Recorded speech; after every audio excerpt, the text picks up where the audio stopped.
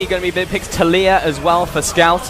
But one pick that hasn't been banned out is the Jarvan, which is not only a flex, but a massive pick from out in the top lane. Yeah, Rusty, you and I went round and round. We've all agreed unanimously as a casting team that Jarvan was going to be one of the highest priorities coming into this best of 5, just because of both teams' comfort, flexing it, jungle, top lane, and how potent and powerful all of his matchups have been. See, and that's where you have to actually address this in further detail and say RNG will flex it. EDG have not often flexed that champion. It primarily does go to clear love, so it's a bit predictable. And my big concern, though, is that if Gragas is left open, which why I wanted the Gragas banned, he technically just counters out Jarvan. You know, if he jumps on someone with a Cataclysm, Gragas just resets all of that effort. I mean, this is MLXG's most picked champion. We talk about the Elise, but he barely ever gets it. On top of that, Gragas is the next go-to, and that's going to be locked in alongside the Alistar for Ming. I mean, name of the game right now is denial picks. That's a denial away from Mako. I mean, Ming can play Alistar. We know that MLXG's a Gragas player. And then the Cassiopeia taken away from Xiaohu. This is both teams just quickly grabbing what the other team wants.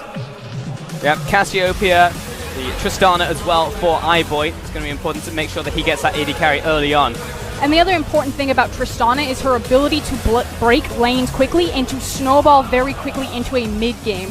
Because of the satchel charge, because of that presence on the structures, EDG will usually throw everything in the kitchen sink down bottom, break that lane 7, 8 minutes, maybe 9 minutes in, and then quickly start rotating Trist around to the other lanes. And she will have a Cassiopeia and a Jarvan standing in front and protecting her as well. Cho'Gath also locked in for Let Me, you'd have to assume in the top lane, and we're revealing a lot of our roles early. We're removing flexes from the Rift on the red side, so they're just empowering who gets those last picks. You can tell who's going to get it for RNG. Yeah, starting to target that support pool now from Mako as well. On top of that, removes the Thresh from him. Obviously, big champion for him as well, as long with Ming as well. He's been 13 times this split. But on the opposite side, EDG looking towards their next ban. A couple flexes, but they will start hitting Uzi as he doesn't have his AD carry just yet. First one will be Xayah, Rusty. And they're trying to attack Mako's champion pool. It's not really a conceivable thing that you will remove his champions, but they're taking away the best ones. The second pick of Alistar is a denial. The Rakan and Thresh bans also removed. Mako starts to get stretched thin, but he definitely has options. Wonder if there's a Braum ban coming up. No, it's actually going to be the Renekton towards Mal, so expecting there could be a flex for the Jarvan into the jungle. Braum is still the most played champion from Mako. And it's not that Braum's not a playmaker, but he's not a playmaker in the same way that someone like Thresh, someone like Rakan, someone like Alistar is. And that's what they've been kind of defanging Mako, is taking away his big playmaking champions. You want to make plays, you can pick yourself up a Bard if you're feeling a bit adventurous. Please no. He's played it once already at the split for us.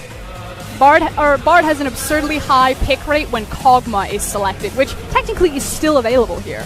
It's true. I mean, Uzi, you know, he's got his pool pinched a little bit, but he's still got a plethora of champions to choose from. Not like when we saw him play Lucian in the AD carry pool, because it was like 8 AD carry bans. And you have to look at this now. With the Syndra being locked in, you would actually just expect Tahm Kench to be seen from Mako. Alongside that, if you really need to, something like a Morgana actually works quite well. You've got a Tristana, so you can consider the Ardent Sense of Morgana as an option there when you're looking at Mako's champion. And likewise, you don't need to worry about push potential because you already have the Tristana, so that's already going to be in your back pocket in terms of pressure for the lane.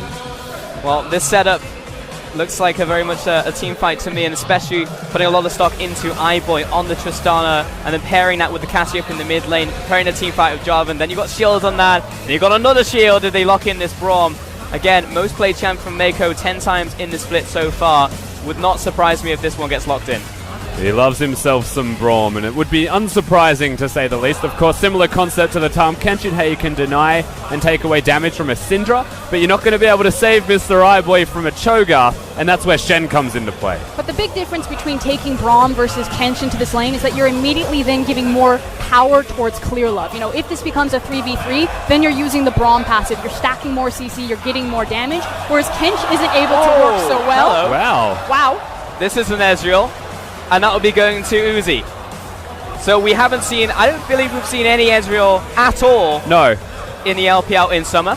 So this is a new one. So that's Abstract. Uzi's pulled out one of his better champions. I mean, we have to say that Uzi Ezreal is world-class. It's a legacy, world-renowned. We all know that he's fantastic at it. We haven't seen him play it. We haven't seen Ezreal at all until very recently. So this is a different pick to come out of the bottom lane of RNG. And typically RNG's bottom lane is all about that aggression, you know, level 2 all-ins, denying CS, which Ezreal has a lot of range there, so if he gets on the back part of the caster creeps, he can cause a lot of damage, but he needs to get there and not give the immediate shove and control over to Triss. All right, talk to me about what this Ezreal does to the entire composition now, because that was a bit of a curveball thrown at the very end there. You have to look at the damage the composition deals, and you do really have to question the Ezreal as a pick in general. There are other options there, but he doesn't take down tanks all that effectively. And when you look at EDG's roster, not a bad thing. Shen's the biggest threat, but he's really hard to get on top of an Ezreal with Shen. And so ultimately it's about surviving the lane, getting through the lane, making sure that iBoy doesn't get ahead. If he can poke people down at level 1 or 2, the kill threat's there because of Alistar. But like, realistically, what does an Ezreal do for a composition? The same as always. He pokes a little bit. When he can all in, he does. I mean, their siege potential is pretty absurd between Syndra, Gragas, and Ezreal. If they ever rock up to a tower and they have a lead, it's not just their ability to threaten with the siege, it's also their ability to dive, then flanked by their two big tanks in Sho and Alistar. But you don't really want to be driving a Shen Braum Cassiopeia either. That's the other concern. Sieging? Sieging. So, I understand where you're going, and I do believe they're sieging in a vacuum would be fantastic, but they're against CDG's composition. They don't want to be sieging. I feel like it's objective fights, like Drake's setting up in areas, maybe picking someone off, having that set up there first, vision control, all the important necessities. Yeah, and we see this two-pronged assault from so many LPL teams nowadays. The Cassiopeia usually the most sustained damage in the mid lane from the magic damage, and then you look towards the ADC and you have a hyper carry of some sort, Twitch, Tristana, Cockmore, something along those lines for the ADC. Everyone else is there to assist.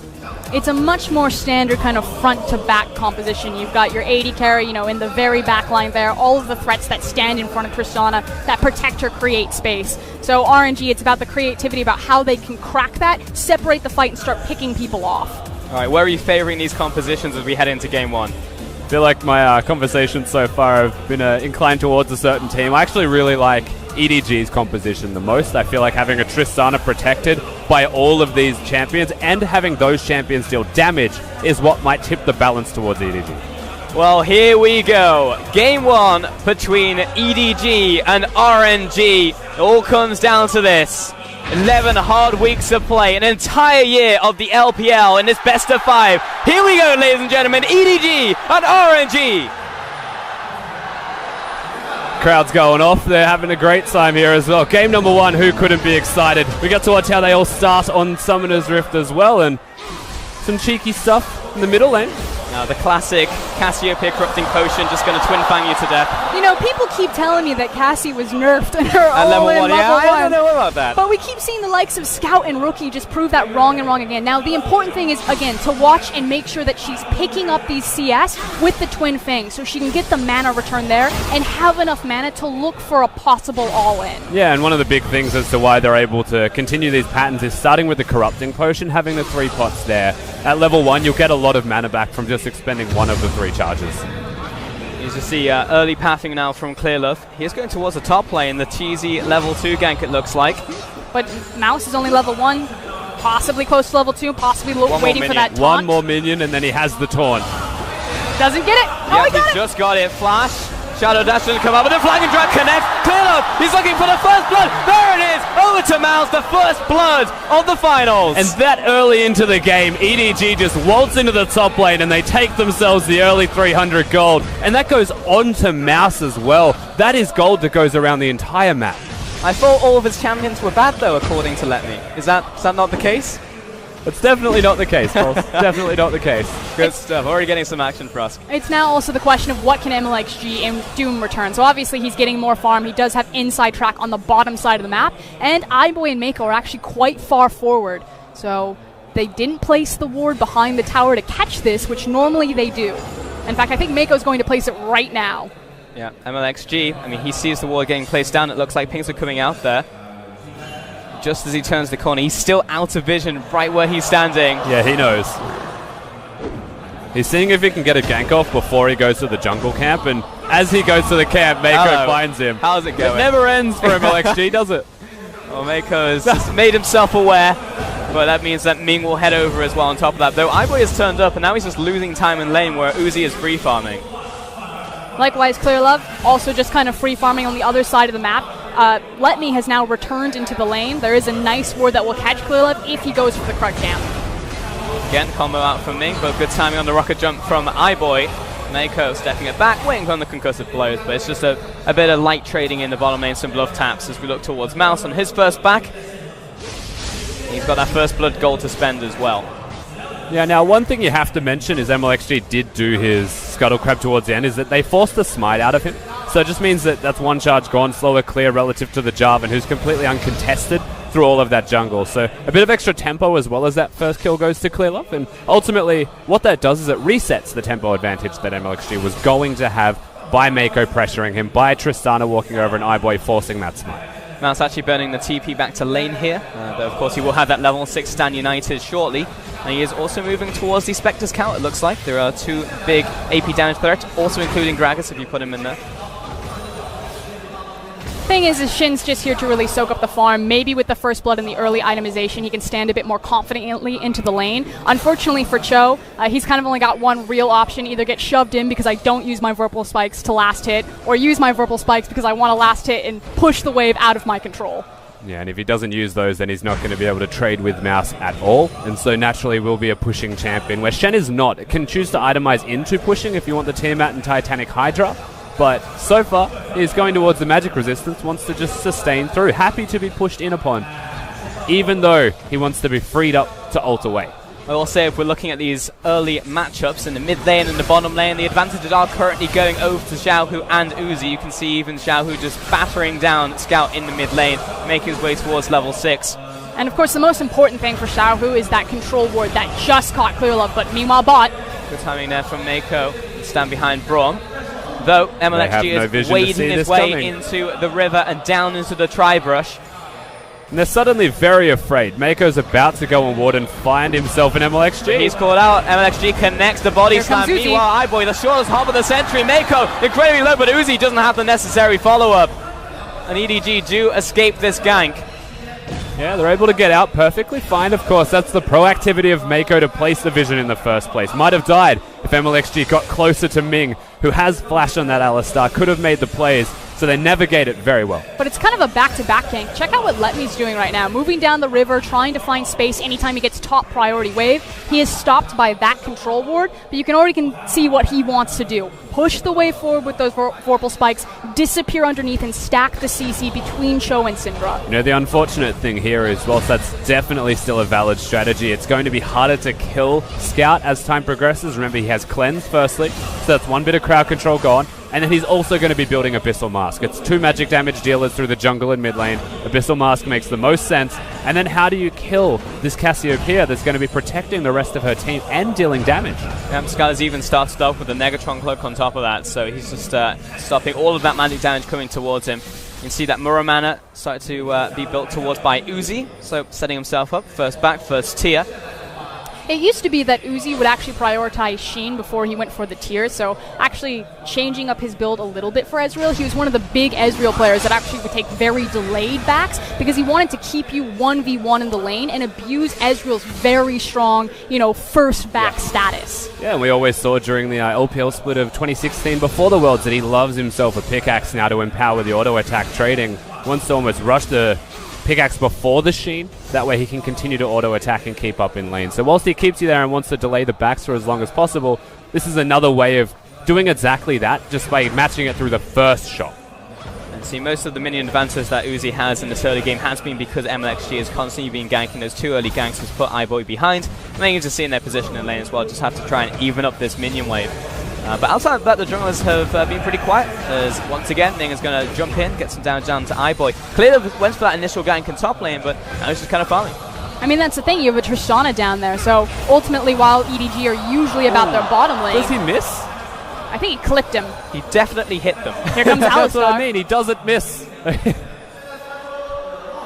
That was actually 2 Qs in a row with a W that went through both of them, and no matter how hard Uzi tries, he makes Ezreal look like it's not a skill shot. I mean, it's a legacy pick, and we were a couple question marks between us, getting into this champion select, but he's making it work, obviously.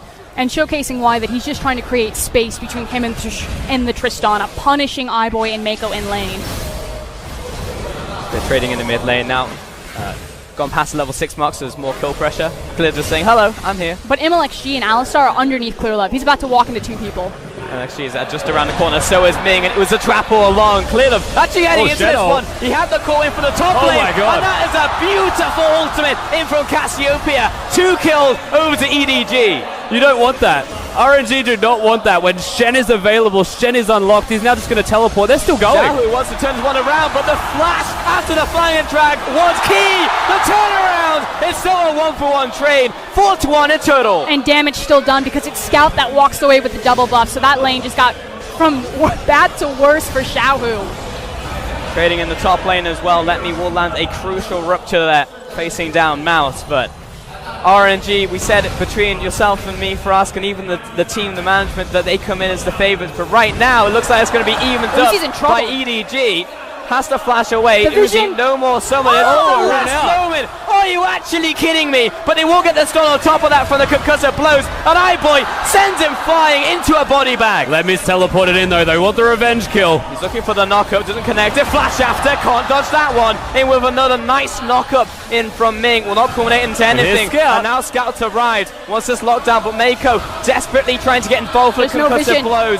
MLXG on his way into the bottom lane as well. But Ming is slowly burning out from Scout. Oh, he dodged the first kill. Dodge again. Ultimate. Oh, it goes pinball left to the right. And Scout finds that second as he looks to back away. 1 kill returned by Letme. But now Xiaohu, he's turning up into the fight. Wants to land this stun. It's not quite enough damage just yet. The flank drag buys a bit of time. Mako says, hello, I will be the sacrificial lamb. I'll just be annoying for a couple more seconds. And that's another kill to Xiaohu. And when all is said is done, the number 1 score that you need to pay attention to is 3-1-2 on Scout's Cassiopeia.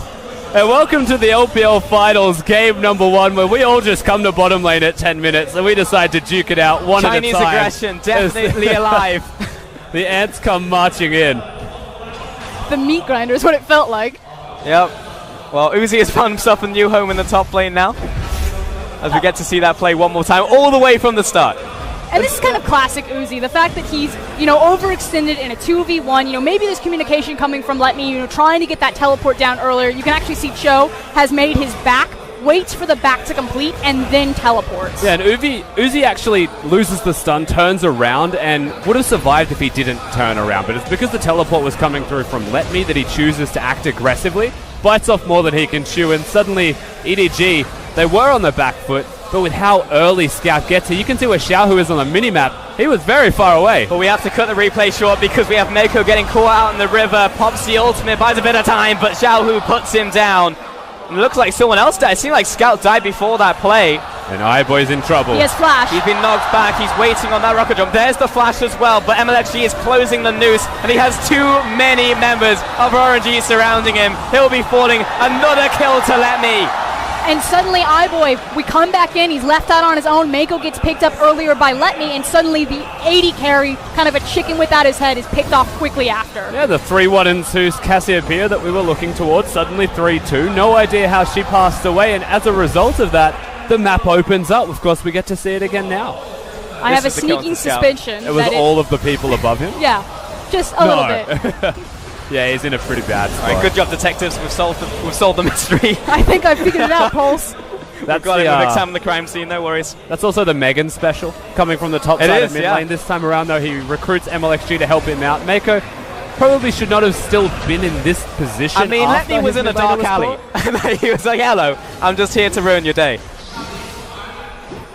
Well, after all that said and done, the dust has settled, and that's 14 kills so far, and we've not even had 13 minutes into the game. Both of these two teams coming out swinging, and that trash talk definitely wasn't for nothing. And it's the two big MVPs that really have been the primary benefactor. Again, the Cassiopeia, but now also Xiaohu on the Syndra on the back half of those last skirmishes. So both these coveted mid laners, Scout and the Little Tiger, are looking to try to carry this game. And alongside them, you have to look at the top laners between Mouse and Letme. 3-1-2, 2-0-2. Fantastic scorelines. They've been involved in majority of these kills, performing incredibly well. You'd say better than you'd expect, especially when you tout them as role players. What's that turned into in the items as well? I'm looking specifically at Scout, who has gone towards that Abyssal Mask. You know, that's a build we've seen recently from Cassiopeia, so that will be adding to not only his combat stats, but also his defensive stats into Let Me, Xiaohu, and MLXG for us. And we've already seen Scout's confidence that he will get his face right up in the fight, that he has the confidence that he can sidestep, he can weave in between those skill shots and make something out of nothing. That Abyssal Mask is only going to make that easier. Look at this, EDG attempting an invade, will be caught on this control ward, but primarily pushing Uzi back because that first blood tower did go over to RNG, and EDG want a piece of the pie. That should be the bottom tower falling. That being said, Clearlove has backed away, and they're not fully committing to this. There is a Rip Herald being taken on the top side by MLXG. But you can already see that Scout and Mouse are starting to peek their head in there, which is why Xiaohu's positioning right now is so important. He's moved into Fog of War. EDG haven't had a chance to get Mako on that side of the map, don't have the necessary vision. So EDG want to go in and contest this Rip Herald, but they simply can't do it because Syndra has disappeared. I knew I heard a Shadow Dash off in the distance lands, and Let Me is kiting back, taking a bunch of tower aggro. Xiaohu's also turns up to the party, but not too much here yet. A Scout is about to go knows where he is. MLXG. Now he's kiting towards the top side. Flash forwards. He is knocked up by the Rupture. Got the Shen teleport on top of him. Plus Clearlove coming in. Disruption out from MLXG. Oh, the dive. Knock up. They're all going all in on this play, but the Unleashed power will turn it around. Oh, Cassiopeia caught under the tower. Beautiful stuff from RNG as Let Me now chasing down Mako is turned up, and Ming is getting involved into the mosh pit. And Highboy's here. Formed in the top side. Highboy turns up for that kill. Uzi. Now Mouse, they need damage control. They need to get out. Highboy knows he can't do too much. Maybe he's got a buster shot. There it is. Uzi wants his kill. He's made this Oh trip my God. worthwhile off the back of Ming. They're chasing him down on the tower, but this is a Shen. He's so tanky. They are kiting away from the tower. Uzi gets the first. He's looking for the second. There it is. Uzi with the double. They just funnel in and they continue to fight. They've gone for a bottom. Now we're up in top lane, and we have got 21 kills at 15 minutes. A reminder, that started underneath RNG's top tower and it ended up underneath EDG's. Classic LPL. As we take a look at the replay one more time. The big thing for me is MLXG. This cast is placed so well to deny Mouse flanking in from the side, immediately thrown away, which forces Clearlove to overcommit, take the brunt of Syndra's damage as well as the tower aggro. Yeah, that's the point in the fight where you say, well, that was a good cast, let's call it a day, let's not Shadow Dash just to close distance when it's not going to connect on anybody, because you're diving under the turret when RNG have knowledge of this over the control wards. Highboy comes in, thankfully, at the correct time, but Uzi is already just behind him to pick up the scraps, and with how tanky Alistar is, very successful dive. Good dodge from Ming as well. This is also a perfect showcase that this team is no longer just about Uzi. The fact that Ming makes that flash Alistar play and then has the confidence to say, my AD carry is Uzi, if I go in, he's going to set this up. And to be clear, Uzi was just never there. That's basically the name of the game. Think of the last fight in bottom lane. Uzi was dead. They're not working around him. They're letting him be a star by himself. They're winning the rest of the map. Yeah, and that's exactly what we said heading into this matchup, is that eyes have to be on Zhao, has to be on the rest of the team, like MLXG even, because he has had the highest percentage of deaths heading up to this final, so you have to be looking towards him, and yes, he's died 3 times, but he's set up his team for success.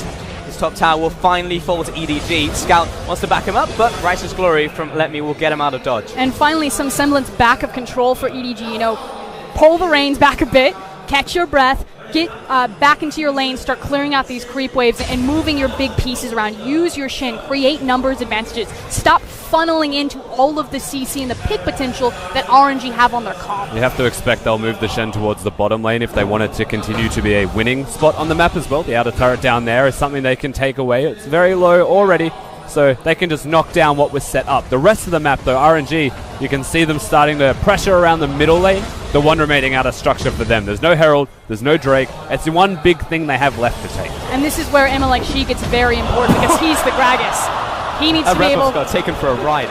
He needs to be able to threaten that mid lane, which is what RNG want as their next big objective. Here comes so the Herald. There's the Herald. Gragas will approach. EDG have to give this one away. The dive threat is very severe from RNG if they're running, and EDG aren't set up. If they are set up, then they should be able to hold, but Cassiopeia is bottom, so there's no chance. Here comes the slam, but EDG aren't particularly fans of the Space Jam, so they'll back it up. EDG will have to defend against his Herald in his next push, though, as RNG will try and convert this into a blue buff on top of that. Also into the top wave push, so this is massive tempo advantage for RNG.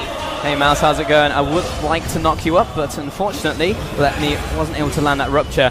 And he's got an early Titanic Hydra, so he'll just take away the whole minion wave. See right there, though, from the pace of this game, I clinched. I was like, they're going to dive Mouse. They're going to kill that guy right now, and I'm very surprised that they actually backed away.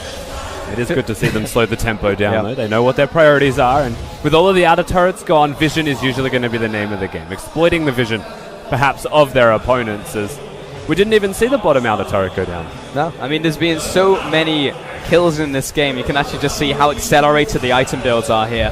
Top lane, Warmogs and Righteous Glory already complete from Letme. Top lane, like Titanic Hydra. Unfortunate. Unfortunate. That we'll call that one a Mystic. As Letme turns up to the tower and clears out this minion wave. That's not something you expect from Uzi. Shows that maybe he hasn't been playing Ezreal himself. But this is something that RNG actually excel in. It's their ability to kind of play the side lanes and then also maintain their centerpiece in that mid lane. So doing a good job, kind of playing musical chairs. Who's got responsibility of mid lane? MLXG's flanking from the top. EDG have to respect and back off.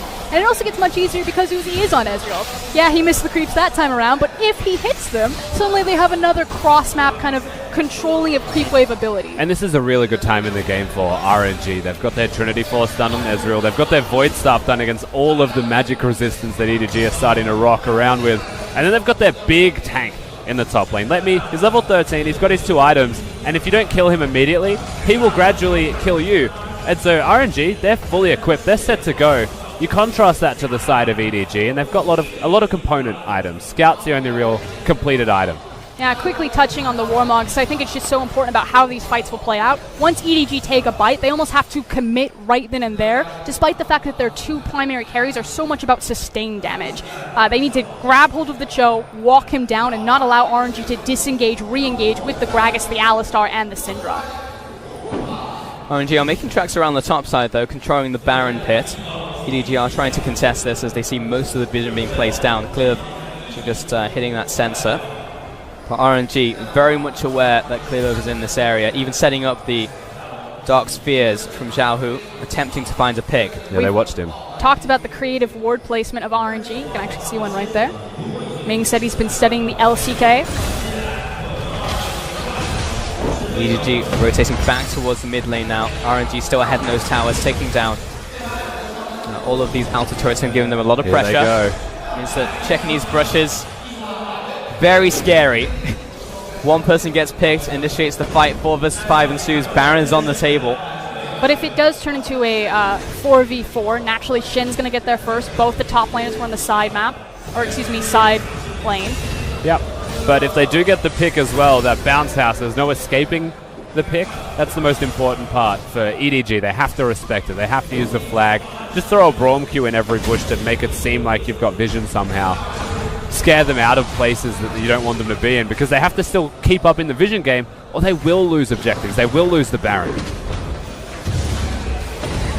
It's now the setup. It's still waiting around this area, playing it methodically and slow. Because they're moving Cho'Gath up, it means that they want to start the Baron, that they're done baiting it, and because they also have the priority over the bottom side, as soon as you start to see Letme start cheating up, that's RNG starting to pull the trigger. Whoa. It's going to spot them there in the sensor. They're so hesitant to actually get there. They go. Doesn't quite land, but Ming will make sure it does. Mako, he's actually turned this one around, waiting for the Shen Ultimate to come in. Mouse doesn't pull the trigger. Didn't want that fight front to back in the jungle. Yeah, that was actually pretty nice from EDG when you see the reaction. They're very much aware of what RNG are trying to do, and that's pick, not do the objective. RNG, on the other hand, Alistar is altered, and so he's actually a fragile champion running around on the Rift. If EDG find them, it could be very much detrimental to them. However, at the same time, Shen has teleport, so his ult, shield's nice to have, he's still able to side lane. The unfortunate thing for RNG, though, is that they ran out of time to make the play. The wave is set up in the mid lane. iBoy is now going to pick up the free tower, and RNG are going to lose a lot of control and pressure around the Baron pit that they've been working so well with. Yeah. EDG corralling them to the top side of that river as well, so iBoy completely uncontested and taking that one. Plus, EDG have the inside track onto this Ocean Dragon on top of that, so EDG just taking objective after objective based off of RNG trying to make the proactive play. It just makes the disengage from EDG that much more important. You know, at the time, it maybe looked a little bit wonky simply because they still don't have vision control. They're just going to pull the Cho. They're just going to pull the Baron, but the mid wave crashed for them. Looking back at those item builds, specifically Uzi, because it's nice to check in on this champion. We haven't seen in the LPL for the entire split. Trinity Force and the Mirror Mana both completed there for him. Yeah, fully upgraded, of course, on the Mirror Mana, not just the Mana Mune now. 24 minutes, it's pretty good timing, you would have to say, for an Ezreal. Against his opponent, though, iBoy, he hasn't even completed the cull. But he has been sitting on a lot of gold. He's had BF static Shiv for what feels like ever, and he's finally making his back. He should have some gold in his pocket. There it is, yeah. Confirmed into 2 items. As you said, cool. Still yet to be cashed in. EDG moving their way towards this Baron. And this is that opportunity to turn back the tides, where RNG, they had the item advantage, we noted that, and then you watch the full control of the river belonging to them. Well, now they have a more equal fight on their hands, you'd have to say. EDG have got the item spikes, feeling a bit more confident themselves in their own right, and are able to start pushing back forward. Yeah, they're slowly crawling back into the game. They've created the hiatus, they've created the pause. Again, the disengage, it's that important because you look at that disengage from EDG around the Baron pit, you say, this is what bought them the 3 to 5 extra minutes. This bought them the Infinity Edge. And if they win the next fight, it's that moment that swings them back into the game. Every level iBoy gets. Tension is rising. There's a pick into fight, into a Baron, into a play, into towers. We had a lot of aggression in the early game because you could kind of afford to, but at this point in time, every kill matters for us. And you know, this is where I thought that EDG would have kind of the one play to beat RNG. It's their ability to play around the Baron. So right now, it seems like Uzi's hanging to him. Nice knock-up again from Ming. Should confirm this F. Flash is not good enough to save him. Barrel thrown in for good measure. And now with the jungler down, RNG turn towards the Baron. And that is uncharacteristic. Clearlove almost never gets caught near the Baron pit, but without the jungler, it just turns into a fight.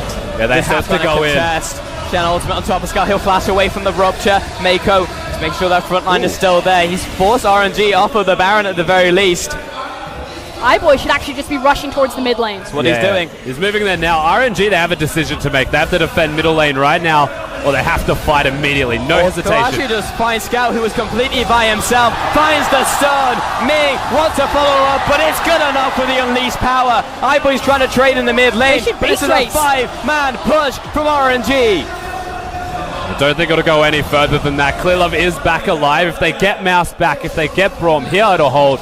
But so far, they're still going. The creep wave. Yeah, they've got all these minion waves. The backdoor bonus is no longer there for EDG. The tower's down. Inhibitor set to fall. 26 minutes and RNG are converting this one. iBoy's still pushing mid. Keep that in mind. He's about to crack this inhibitor tower. EDG not looking to engage, but stop the recalls. Frost. Yeah, that's the thing. They just need to chase them. That said, Ming has created a lot of space, and it's still going to take a lot of time to burn that mid inhib. One recall coming out there. I mean, there's no Baron enhanced recall, but Alice is making his way back.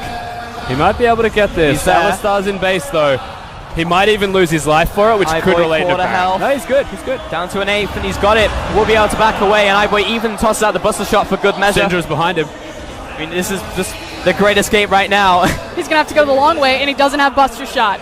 Xiao's going home. It's not worth it. Yeah, he's good to go. And RNG didn't turn towards the Baron as well, having 5. So EDG somehow managed to even up the inhibitor trade based off that play from iBoy. That's what a Tristana can do for you, right? So RNG, they make the correct move. EDG adapt in the correct way to get themselves an equal trade. And at the same time, they now have control around the Baron area again. And here's the thing. We had huge questions about iBoy. We know he's good, but we don't know if he's great. Underneath this magnifying glass, with everyone watching him, the biggest stage he's ever played on, and he makes a decision like that. Yeah, it could have been Clearlove and Mako that called it, but he's the guy who executed on it. We're back to even now, at least in terms of those structures. Still an extra 1 tower over to RNG, and the goal totals do reflect that on top of the kills that they've managed to get over EDG. But it's not as catastrophic as it originally looked like. 5 people gunning down the top tower. And we're still kind of leapfrogging back into this game through itemization for EDG. You now have the second Zeal that's been picked up for iBoy, looking for that rapid fire cannon. So we're getting closer and closer to that late game break point that they want to hit. Yeah, the big 3 items. There is still 2 Righteous Glories and a Chain Vest to be seen on the side of RNG. So all of the damage he's dealing, it's accelerated towards the certain carries. He'll be able to fight Uzi and Xiaohu, but can't really fight Xiaohu. Xiaohu just presses R and outplays him. And Uzi is very hard to catch. So right now, that's kind of his purpose. He's going to have a pretty hard time killing the tanks. RNG keep trying to draw EDG towards this area, find themselves a pick. Mako has to flash away as well for us. The window that EDG have, though, is that they still have a blue trinket on Scout. So as long as Cassie's in position, which I think it's just about to go down. There it is, Shen takes that tower. Meanwhile, again, looking for a pick on still doing Baron. There's no flag drag. Knocked back again. Mako's leading the charge. He's heading into the pit, but they need to get the payload over to this Baron so they can get the fight out. Xiao, who's at the back of the pit, he's being chased out there, but there's the gobble up from Cho'Gath. That will be it going over to RNG. Though they need to disengage now. They've lost their support and Mouse is in pursuit. Xiao incredibly low, but they should be able to make it out. Uzi's been tagged by Mako. Damage is done. RNG managed to squeeze out, what, 4 Barons on their members? Yes, they've got the mid inhib down, but they had waves pushing pretty much everywhere else. Bot lane's going to be fine. Cho'Gath can actually just walk down, start pushing that one. Top lane's already pushing in their favor. Yeah, and because they have the Baron buff, the worthy sacrifice of Ming, maybe it buys an extra 10 seconds for EDG. That's enough to clear this wave, but this wave is an ever-present threat now, where the Baron buff only has 2 lanes that it needs to attack. If you really want, you can send someone out there. Let Me can be a pest with the super minions, empower the wave, and stop Mouse from using his Titanic Hydra to clear the other side wave. RNG have options. Yeah, he has a teleport as well on top of that. And EDG, you know, the play that you said for us that they were looking towards would be around the Baron area, but it seems like the execution wasn't there as we take a look at the replay. It's also the power of Alistar and why this has been such a huge contested pick. MLXG throws an early cast to, again, stall Clearlove, but it's really Ming that's tying up Clearlove. No flag and drag, no flash. He can't get into the pit to even contest with the feast. Yeah, between MLXG and Ming, they played that exceptionally well to try and prevent them from getting in there, knowing that Cho'Gath will be the person taking the Baron down. There's no need to have a smite battle. He even body slams out to stop Clearlove from getting in. And all of that starts and snowballs from the fact that they force Clearlove to flag drag away. He then has to just walk in. There's no way for him to navigate around. RNG trying to double down on that play now to head towards this bottom lane. This tower will be falling. Have been notoriously one of the most punishing teams once you give them Baron. Their ability to be decisive, especially in this meta when the tanks get so massive with a dive threat. You pop the Righteous Glory, you just fly in. Ooh, teleport being used there by Mouse. Felt like the pressure was a little too strong. Even though they got the minion wave clear on this one, there was another minion wave flooding in. RNG keeping up the pressure. Let Me on the front lines. You're actually looking for the taunt, I would have to say, from Mouse alongside Clearlove as the 2 ways to counteract the fact that RNG are pushing. The teleport was clever, I will give him that as well. Of course, can go to side lanes once again, use his ultimate, and he pushed the top wave really deep. So it's at the middle of the map, which buys EDG about 2 minutes of time. Yeah, it's that top wave as well as that mid inhib that is doing so much work for EDG to absorb a lot of this Baron timer on RNG. So you never want to give away a Baron, but I think EDG have weathered the storm.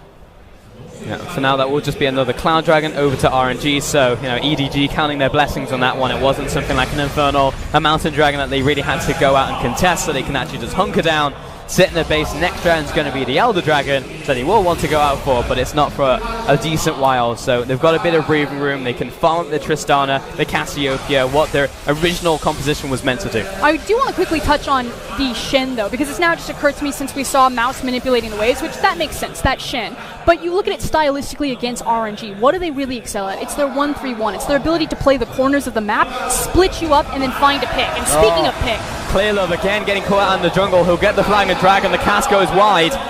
Scout providing fire support, forces the flash out as MLXG comes in. Didn't have his own flash.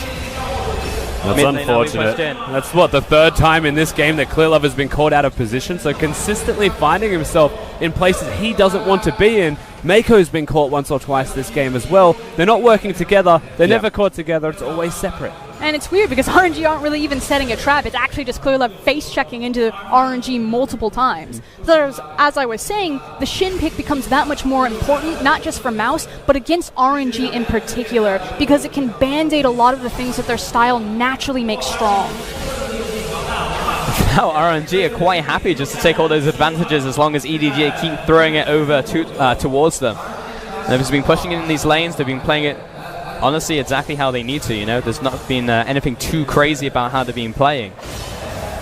I'm looking at Mouse, and there's a good chance he gets caught out here. He's got a long way to go if he wants to make it back to his tower. They've got the slow. You know this is going to take quite a long time to actually get through the health bar of Mouse, and everyone else is converging onto the bottom lane. It's about to get heated in a few seconds as both ultimates from Xiao and Let Me are used. Oh, he's alive. From Uzi 3 ultimates used against Mouse, and he's still kicking. And the big problem was Xiao, who didn't have the mana. Yes, he made his rotation through the cooldowns, but he had to use the ult earlier than he would have liked because he didn't have the mana left.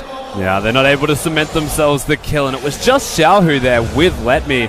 It's the creative movements, once again, they were set up in more of a 2-3 type of style where the rest of RNG start to pivot down towards them. But that's one of those things that RNG are always capable of doing, adapting, pivoting, changing how they're playing around the rift and their numbers and their allocations to confuse your opponents. But to have anyone in the side lane, you know, Shen's probably going to work out most of the time. Very difficult to kill a tank who is so far ahead of the curve in terms of farm and kills. The fact that the Shen has 320 farm at 33 minutes is a little bit insane. I mean, that said, it's not a huge waste, though, for RNG. You might as well throw everything in the kitchen sink to try to kill the Shen there, simply because there's no big objective that's coming up. They still had a timer on Baron, timer on Elder, so all of those cooldowns will be back up and available. And that is a big CS advantage, I'll give you that, but just look at the items and tell me that really feels like it's an advantage to him at all, because there's still 4 there for a Cho'Gath. He's pretty much got everything he needs. Level 16, Gargoyle's Stoneplate, Warmogs. And some health. He's got a lot of health. Like, Cho'Gath's set up. Yes, Shen has a big advantage. Means that he's not losing. He is about to Flame Horizon, but it hasn't had, you know, this crazy amount of impact that's been game overwhelming. I mean, we've seen so much global gold as well go over to RNG that's making up a big part of that difference. And for now, RNG probably just waiting out these monster objectives. Another minute until Baron. There's no reason just to go face first into the jungle and try and contest the red buff right now when they can just wait for this Baron. Yeah, so I say that and Uzi's going to give it a good shot. Close. Look, it was close. About 50 HP off. Yeah, it's going to come down to another vision play. Now, RNG did so well with all of the CC on the kit, the Gragas, the Alistar, the fact that that frees up those 2 champions because Cho is there with the Feast. So I'd expect a very similar play from RNG again. And you can see what EDG are doing. The fact that iBoy didn't hit the minion wave as he walked past. The Tristana seeing juicy red dot says no. That's because the item is now being completed from Scout in the middle lane. That is a big item. That is a big counter to Syndra item. Alongside having the cleanse now, he's got the extra shield with the Abyssal Mask. Yep. He's going to be doing a lot of work in team fights if he's able to. I was just holding my breath around this one because EDG, this one person gets caught out by Xiao Hu, any of the pick potential here. But EDG should just feel confident enough to just run it up mid lane, force RNG out of this. Again, the knockup lands onto Clear Love. The ultimate is used from Mouse to try and turn this one around. It looks like they are actually looking for disengage, but let me, he's so damn tanky. Just eating up Ezreal's ultimate there with the Unbreakable. EDG can't afford to split up, so make this a is awkward, wrong side of the rift. Definitely, that's not your base that you're running towards. MLXG is closing the noose, closing the trap. The slam that comes in from Alistar, but the back line from RNG, they're trying to go front to back, and eventually EDG are going to run out of space to go towards. EDG have run out of MLXG. He's closing in for the flank once again. EDG backs up against the wall, slowly being poked away. Uzi, he's located Scout, but he's actually going to take him out. A 1-for-1 trade, and a fight ensues. Everyone starts to explode from EDG. iBoy trying his best to kind of wait. He's doing work. Massive Cho'Gath who's there. Flash, knock up, knock back. Ming secures the kill there. 4-to-1 trade. RNG come out ahead. Mouse is going to be lucky to survive, but he's going to have to lick his wounds and go back to base as RNG individually just outplayed EDG. They barreled them into their own lane where they don't want to be, the wrong side of the rift. And my god, Ming's awareness in team fights. And we're actually going to go into the replay, but the pings were down on the Baron and RNG were heading that way. Looking back at this, the fact that Scout uses the ultimate only on Uzi, it is immediately QSS, and the Ezreal trades with Cassiopeia, that could not have gone better for RNG.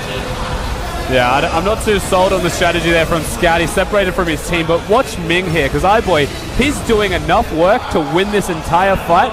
Flash Pulverize into the Feast.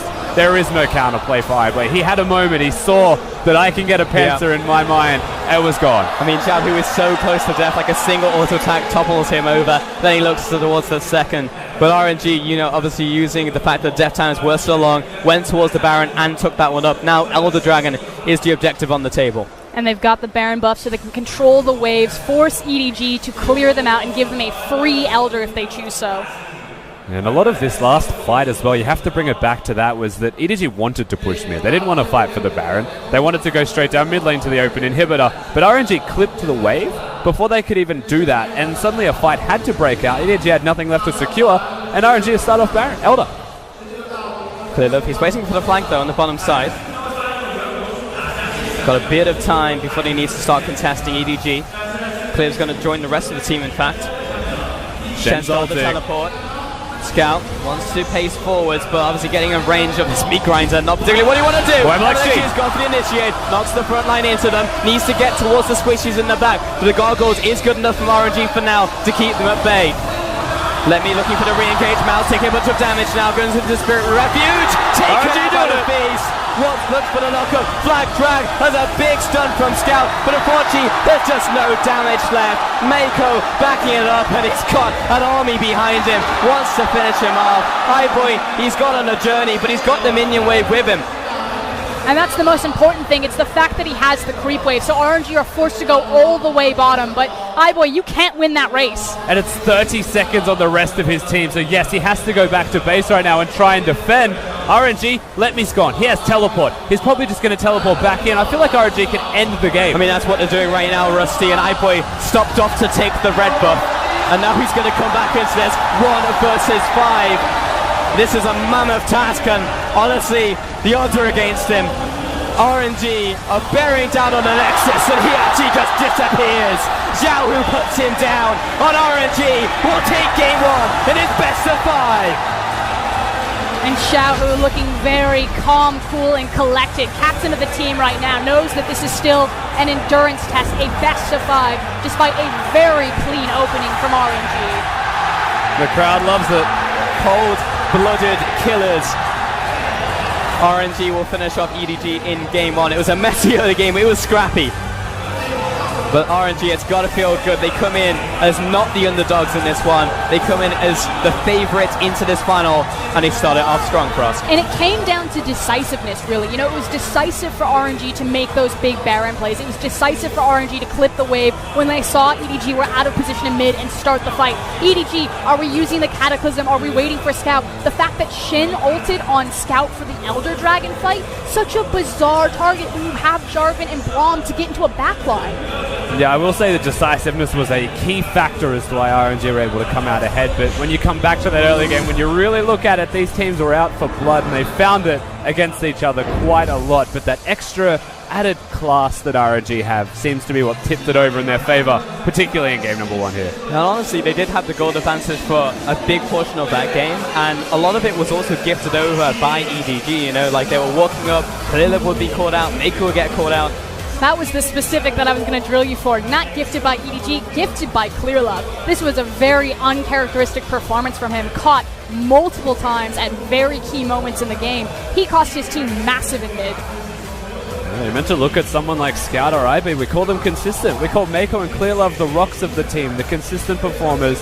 And, you know, maybe the Jarvan wasn't something that he had planned. Maybe it was a takeaway from RNG, and maybe he wasn't as comfortable on it. But what you will say is, the champion comfort, throw it out the window, because ultimately it's his decision making to be where he was, to get caught how he was. He knows better. I mean, Jarvan isn't even in Clearlove's top 5 champions played. If there's one complaint that I've always had about him, it's that his champion pool is so rigid. It's not as flexible as it might appear. And we had to talk about the fact that Uzi, we had question marks heading into the game. The fact he brings out the Ezreal, never seen this one before in summer of the LPL 2017, but then he comes out and does the most damage in the game. And then it's just like, well, yes, this is Uzi's Ezreal at the end of the day. I mean, yeah, credit to the Ezreal, the damage graph doesn't lie right there, but ultimately in the team fights he was a big thing, but he was not what won them the game. It was really Ming and Shi setting up those great CC on those pivotal Baron plays, and Xiao who putting in a lot of follow-up work. Yeah, to me that's the most curious thing, right? Like, the Ezreal was great, but even that last fight we saw where he was just 1v1 in Cassiopeia, what he did that was great was 1v1 to Cassiopeia while she wasn't protecting the team. iBoy was never really protected, and that is a big thing. Uzi didn't need to be protected. He just needed to be an Ezreal. RNG as a 4-man unit was so strong already.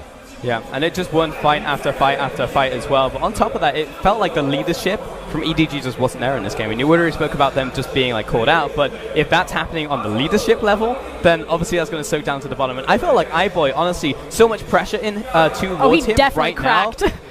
I felt like he actually did pretty well in those team fights. Like, he was kind of well in terms of mechanics. Those stayed with him. I just think back to that red buff fight where iBoy, he hesitates for a second. Like Rusty's saying, he can see the pentakill in his mind, but he's kind of disengaged. He's going back in, and it's just that slight hesitation that opens up the window for Ming to immediately flash pulverize, kick him back into the feast. So, like, it could be hesitation. It could just be that RNG are that damn good, because I'm not seeing the hesitation from him. I'm seeing him being controlled. Every single time they put him in the cage, they prevent him from making the plays. He has the QSS and flash immediately, and then he jumps to get himself away from an Alistar and a Cho'Gath who has Feast. That's pretty standard. And then suddenly the Alistar's back, throwing him into the Feast again. I'm thinking about his back positioning in the team fights, the fact that he goes towards the red buff instead of immediately making the back home, the fact that he's not quite committed to the inhib when they're pushing down bottom. Like, there's little plays. There's more things, but I mean, there's cracks all over the place. So that's just like one crack in the team, but it feels like there's more happening over the rest of the map, that EDG need to go backstage, take these 10 minutes, and then actually decide what they need to change between game 1 and game 2, because it's not a lot of time, and it's not something you can change from week to week. This is like, what do you have in terms of resources, and then what do we pull out of the bag now? So actually, I would look towards the support role, I feel like, and I would say that they should pick something for Mako earlier and not let him get pinched. And we said this during the Champions League. You can't pinch Mako. He has a lot of champions, but you can disempower him from the best champions, from the playmaking champions. They picked Alistar early, then they banned Thresh and Rakan, and they take away the best playmakers from Mako. Braum was a good pick, but it doesn't feel like Mako had near as much pressure or impact as he normally does with these other champions. And for me, that's a place that they should be looking. They should be setting Mako up to succeed, so the rest of the team succeeds behind him as their captain puts in the most work. Unfortunately, it's going to be much harder to do that because we expect them to be on red side this time around, because I agree. You look at that Jarvan priority pick for clear love of all people, Mouse doesn't really play it. That should have been an Alistar for how important he is to the LPL. Well, we get to see the MVP of this game. There will be Ming actually on the support, and as you said, Frost, he was locking down iBoy in those fights, the flash, the pulverizers, the plays that he was making in lane as well. And it's not just that. Think of it on a macro level. In the LPL, we're behind Division. We struggle to secure that. RNG, EG, two of the better teams, but Alistar is so punishing around the Baron pit because of his ability to zone and control, especially in tandem with the Cho'Gath. Just incredible performance from Ming, to be perfectly plain with you as well. His awareness in team fighting was impeccable. He did all of the right things, to be honest with you, and Vision definitely one part of that. The confidence was the rest. I think it's just made the more impressive because he's flanked by so many superstars, honestly, and I can use that word because we have like the likes of Xiaohu, Uzi, Clearlove in this game, Mako as well, and then Ming gets the MVP in the first game. Like, that's so impressive. Yes, he's played in finals before, but he's still, in the eyes of the LPL, still a rookie. And this is his first season, I believe. You know, taking over from Mata, huge shoes to fill. He is the shot caller, the captain. He's played with multiple different AD carries, Wushin, Y4, and Uzi all on the same squad, and we've gotten to watch Ming grow to getting an MVP in game number 1 of the final. Yeah, and to do it without having to protect Uzi or without having to have this set goal. He went forwards, he was aggressive, he got to make the plays and set his team up for success. These are things that, when you're replacing Mata, the expectations could not be higher for you, because he took a team from the LPL all the way to MSI, said I'm doing it and did it, and now Ming comes in and gets MVP. So you're right, like, the expectations were high, but he met them, he matched them, and he showed everybody that he's world class. Yeah, he's not good at trash talk, but he is very good at League of Legends, so that's what counts at the end of the day heading into this best of 5. But right now, you know, RNG do have the hot hand. They're coming in off a lot of momentum out of playoffs into this here today. They've already locked their world seed, but, you know, Xiaohu, Uzi, very hungry for this domestic title. Like, this honestly may even mean more to them than what is approaching them in the next couple of weeks when you look at the international stage,